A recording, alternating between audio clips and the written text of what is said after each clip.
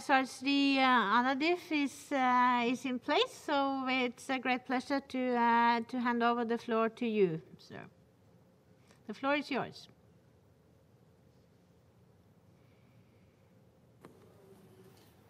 Madame la Présidente du Conseil,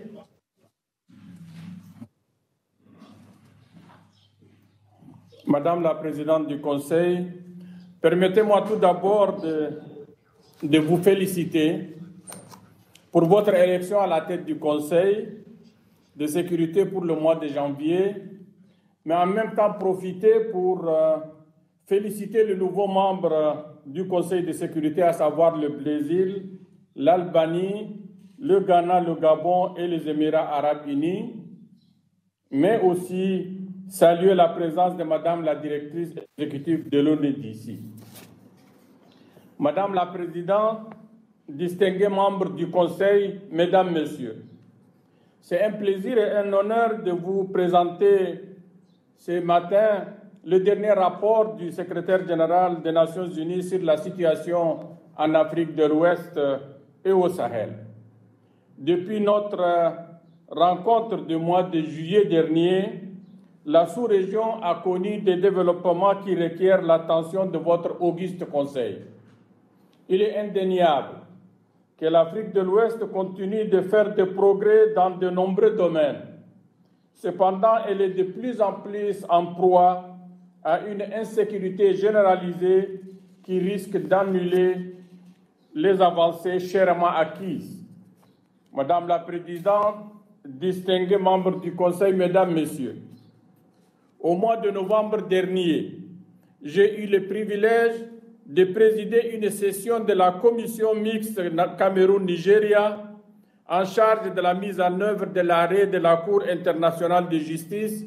sur le conflit frontalier entre les deux pays, et c'est après une interruption de 7 ans. Ce fut l'occasion de faire le point sur le progrès accompli depuis la création de la commission il y a 19 ans. À la date d'aujourd'hui, les deux pays se sont entendus sur près de 2050 km du tracé de la frontière, estimé à 2100 km, ce qui laisse très peu de points de désaccord. La construction des bornes, symbole physique de la démarcation, s'est poursuivie également malgré l'insécurité. 1673 bornes sont déjà construites, soit plus de 60% du projet. Ces réalisations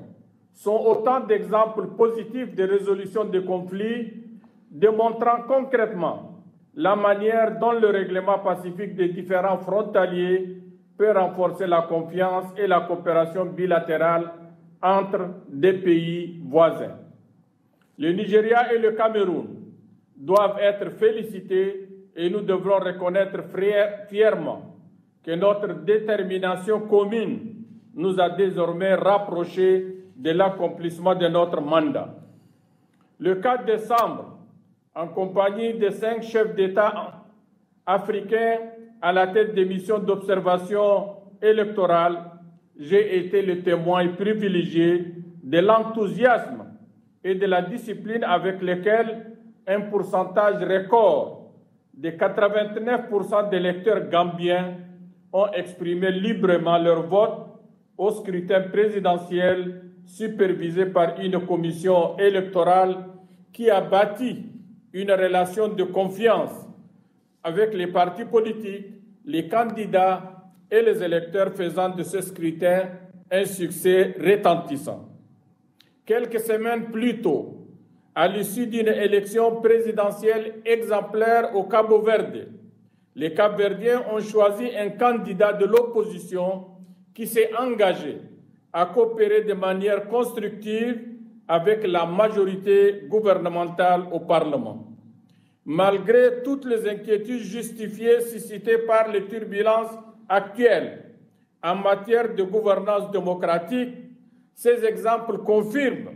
l'attrait de la démocratie comme le plus sûr vecteur pour façonner l'avenir des communautés au sein de la République. Les prochaines élections locales au Sénégal,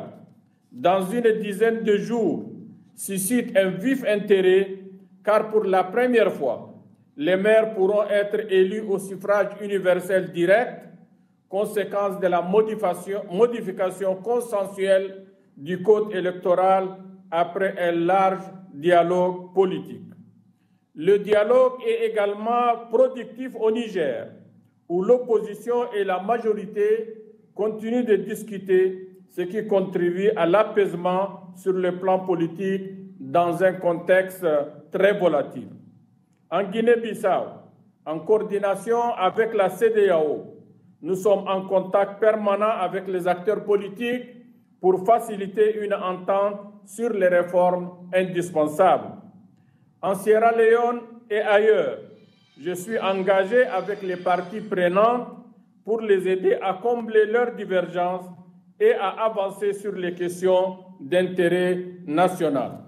Mesdames, Messieurs membres du Conseil, s'il y a des raisons de se réjouir des avancées politiques que je viens de mentionner, il faut également constater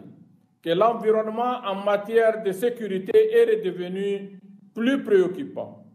Au Burkina Faso, les attaques incessantes des groupes terroristes ont entraîné un désenchantement grandissant du public face aux difficultés de l'État à inverser la tendance meurtrière et fragiliser le consensus légendaire du pays. Des attaques à grande échelle contre les cibles militaires et civiles se sont poursuivies au Mali, au Burkina Faso et au Niger. Au Nigeria, le regain de criminalité et de conflits entre agriculteurs et éleveurs a détourné l'attention de la violence extrémiste dans le nord-est, ce qui reste néanmoins omniprésent. D'autres incidents, bien que de faible ampleur, dans le nord de la Côte d'Ivoire, du Bénin et du Togo, démontrent que la menace tant évoquée des actes de terrorisme se déplaçant du Sahel en direction des pays du Golfe de Guinée est désormais une réalité. L'une des conséquences majeures de ces développements sécuritaires est que notre région vit une crise humanitaire multiforme, caractérisée par la hausse des produits alimentaires, l'augmentation de la pauvreté du fait de la COVID-19 et la perte des récoltes du fait de la sécheresse. Plus de 38 millions de personnes risquent de manquer de nourriture d'ici la prochaine saison de soudure, soit une hausse de 23% comparée à l'année dernière. L'insécurité grandissante a conduit à des déplacements massifs de la population et un abandon des terres agricoles par les millions de personnes déplacées. En novembre 2021, il y avait plus de 8 millions de réfugiés déplacés internes, rapatriés ou apatrides en Afrique de l'Ouest et au Sahel, 4,1 millions ne serait-ce que dans les pays du G5 Sahel. Le corollaire en est que des millions d'enfants grandissent dans des conditions difficiles, traumatisés, mal nourris, mal soignés et sans éducation. Je me permets à ce stade d'inviter la communauté internationale à se préoccuper du caractère urgent de cette situation qui est une hypothèque sur l'avenir des populations et dont les conséquences pourraient se faire ressentir bien au-delà de la sous-région. Mesdames, Messieurs les membres du Conseil, c'est le lieu de se féliciter des dernières opérations conjointes entre le Burkina Faso et le Niger d'une part et entre la Côte d'Ivoire, le Ghana, le Togo et le Bénin d'autre part, ainsi que le travail de la force multinationale mixte dans le bassin du lac Tchad et de la force conjointe G5 Sahel. Il y a lieu également de saluer le courage et la détermination des hommes et des femmes en uniforme qui font face à cette situation complexe, caractérisée par une guerre asymétrique qui n'a pas encore livré tous ses secrets et dont les principales victimes sont les populations civiles qui doivent être partie de la solution. Des plateformes de discussion telles que le Forum de gouverneurs du bassin de lac Tchad pour la coopération régionale et celui des gouverneurs des régions frontalières du Liptako-Gourma se sont avérés efficaces pour réunir les parties prenantes directement concernées au niveau gouvernement, de la société civile, de la communauté, afin d'échanger les points de vue et trouver des solutions à leurs besoins spécifiques. Il y a 4 semaines à Dakar, l'UNOAS a organisé une conférence des leaders traditionnels et religieux de toute la région, y compris les femmes notables du Liptako-Gourma et du nord-est du Nigeria. Pendant 2 jours d'échange, une réflexion approfondie a été menée sur la meilleure façon de rentabiliser l'influence de chacun au niveau local, national et régional pour favoriser la contribution des communautés à la résolution de ces crises qui entravent leur développement. L'opérationnalisation de la stratégie intégrée des Nations Unies pour le Sahel se poursuit en collaboration avec le bureau du coordonnateur spécial pour le développement du Sahel, mon frère Abdoulaye Mar Dieng. Désormais, un accent est mis sur la centralité de la stratégie et de son plan d'appui en tant que chapitre commun du système des Nations Unies pour guider les différents cadres stratégiques. Dans cette optique, les coordonnateurs résidents et humanitaires du système des Nations Unies devraient s'engager pour que la stratégie soit une plateforme stratégique, directrice pour les cadres de coopération et les programmes d'intervention humanitaire des Nations Unies au Sahel en intégrant l'approche Nexus Plus dans toutes leurs interventions. Les efforts d'alignement de la stratégie intégrée aux politiques nationales et régionales du Sahel sont poursuivis en étroite collaboration avec nos partenaires du G5 Sahel, de l'autorité du Liptako-Gourma, de la Commission du bassin du lac Tchad, en recourant davantage aux analyses prospectives. Par ailleurs, dans le but de renforcer la cohérence et la coordination, UNOAS soutient les efforts de revitalisation de la plateforme ministérielle de coordination des stratégies du Sahel pour améliorer la participation par les États membres, les institutions régionales et les organisations de la société civile. En outre, la feuille de route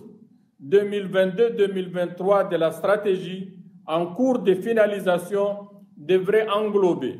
les actions susceptibles d'adapter nos interventions au Sahel dans l'ère post-Covid-19. Il y a quelques semaines, en collaboration avec l'ONU-DC, dont je salue la présence,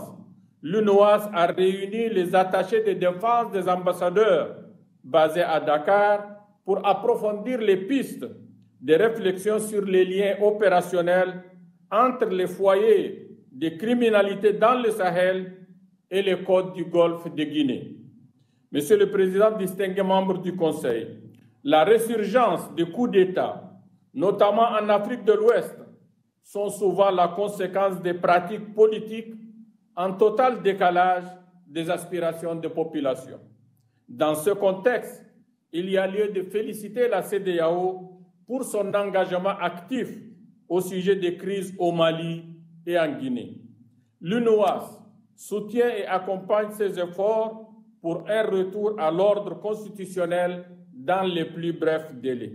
C'est le lieu de saluer également la décision des chefs d'État de la CEDEAO de réviser le protocole additionnel pour qu'on puisse trouver une solution aux modifications constitutionnelles, aux limites des mandats et autres dynamiques de la gouvernance politique.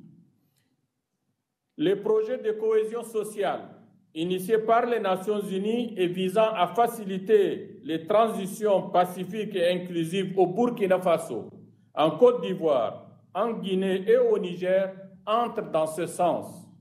Ce projet vise à valoriser le processus de réconciliation au niveau national et communautaire en se basant sur les perspectives et le renforcement des infrastructures locales pour la paix, la promotion des droits de l'homme et du vivre ensemble. Autre exemple des initiatives que l'UNOAS compte poursuivre résolument en 2022, c'est notre collaboration avec les partenaires régionaux pour faciliter la mise en place d'un forum des ministres de la Justice et des experts judiciaires en Afrique de l'Ouest comme mécanisme adéquat de réponse aux conflits permanents qui ont jusqu'à présent sapé l'état de droit et le respect des droits de l'homme dans la région. Une fois établie et opérationnelle, cette plateforme ministérielle régionale devrait contribuer de manière significative à mobiliser la volonté politique nécessaire pour, entre autres, renforcer les capacités des systèmes judiciaires. Monsieur le Président, distingués membres du Conseil, nulle part la nécessité d'une approche à long terme n'est plus évidente que par rapport au changement climatique. Permettez-moi de saluer à ce niveau le leadership du secrétaire général des Nations Unies sur ces sujets de la plus haute importance. À l'UNOAS, nous avons créé un groupe de travail régional interagence qui a produit une analyse conjointe en réponse aux recommandations du comité exécutif du secrétaire général. Par ailleurs, nous organisons dans quelques semaines une grande conférence en collaboration avec le gouvernement irlandais pour lancer des initiatives concrètes avec la participation d'experts et d'institutions actives dans ce domaine de plus en plus crucial. Monsieur le Président, distingués membres du Conseil, dans le cadre de notre nouvelle vision pour l'UNOAS, j'ai l'intention de travailler beaucoup plus étroitement avec les équipes pays du système des Nations Unies dans les 16 pays couverts par UNOAS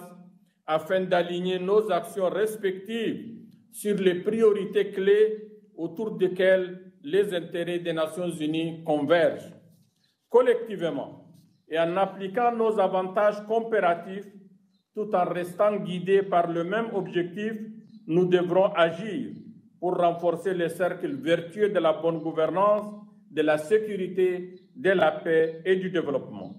À cet égard, je voudrais saluer l'action essentielle de la Commission de la consolidation de la paix qui contribue efficacement à l'accompagnement de beaucoup de pays de la sous-région en situation de sortie de crise. Mesdames, Messieurs, membres du Conseil, nous devrons être encore plus déterminés dans la mise en œuvre de l'agenda femmes, paix et sécurité et de l'agenda des jeunes pour la paix et la sécurité.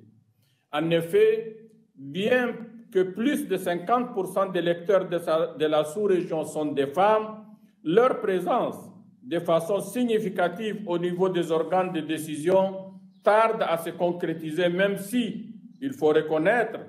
que plusieurs pays ont mis en place des législations de discrimination positive pour les postes électifs, notamment grâce à des lois sur les quotas ou la parité. Dans le même esprit, la plupart des pays de la région ont maintenant des plans d'action nationaux pour la mise en œuvre de la résolution 1325. Pour autant, vous conviendrez avec moi que 21 ans après l'adoption de la résolution 1325 par votre Conseil, une plus grande volonté politique, se traduisant entre autres par le financement sur les budgets nationaux de ces plans d'action, est plus que nécessaire. Madame la Présidente, je vous remercie pour votre aimable attention. I thank Mr. Anadif for his briefing. We will